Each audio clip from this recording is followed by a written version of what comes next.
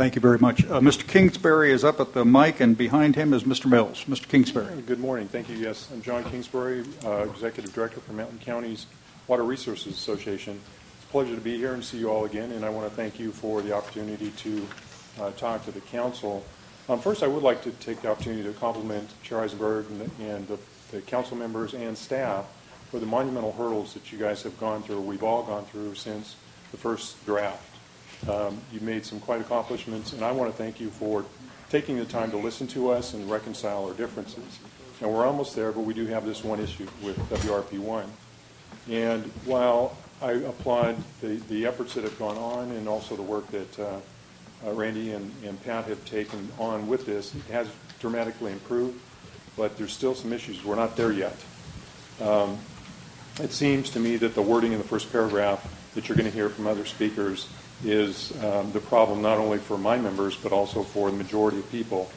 At first blush, for example, the language somehow offends the senses of our area of origin, as Audrey was talking about. And anytime we look at state policy, we look at it local. And since 2009, comprehensive bill package came out, we've been looking at this one-size-fits-all. And so, this is an issue for us.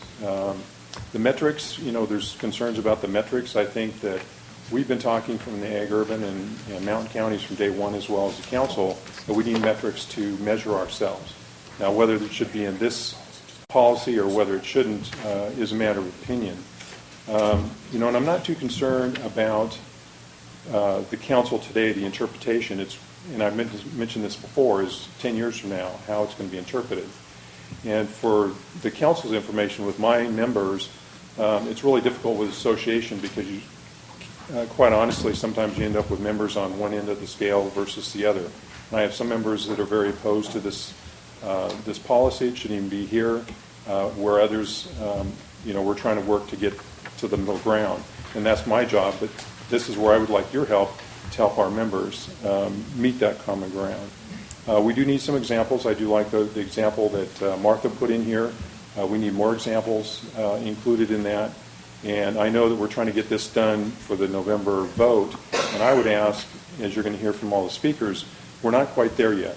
And I would like to see if possibly if council convened another workshop, for example, like we did with the finance plan or the covered actions when we had those issues that were. Let me remind you, what we're doing today is should we adopt the staff recommendation, is we are not adopting the Delta plan. Right. We are simply directing the staff to include the changes we have approved in that Delta plan, the edits and the modifications and so on.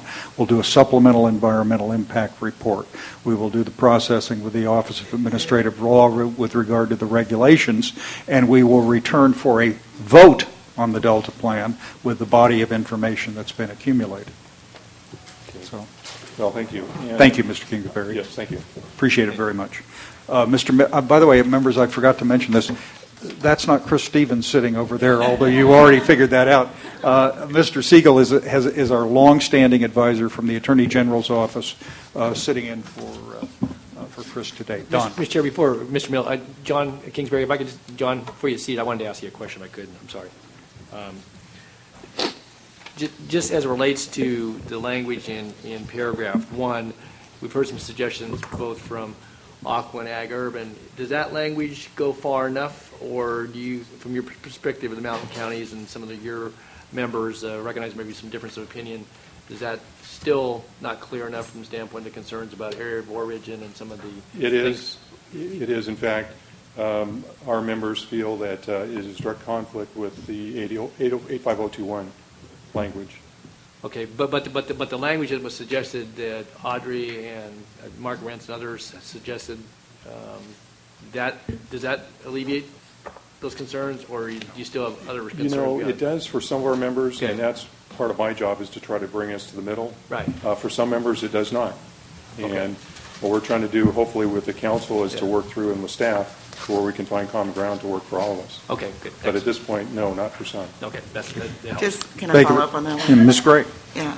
Have you submitted language to in regard to the other point that's not addressed in the ag-urb language? We've been working through the Ag Urban Coalition, and there's some of our members in there, and we have submitted language. Whether it really hasn't been addressed, or it has been addressed, but it hasn't been inserted, and that's what I'd like to try to do, is to continue along those paths working with Ag Urban so we can get this addressed to satisfy our members. Okay, thank you. Thank you, sir.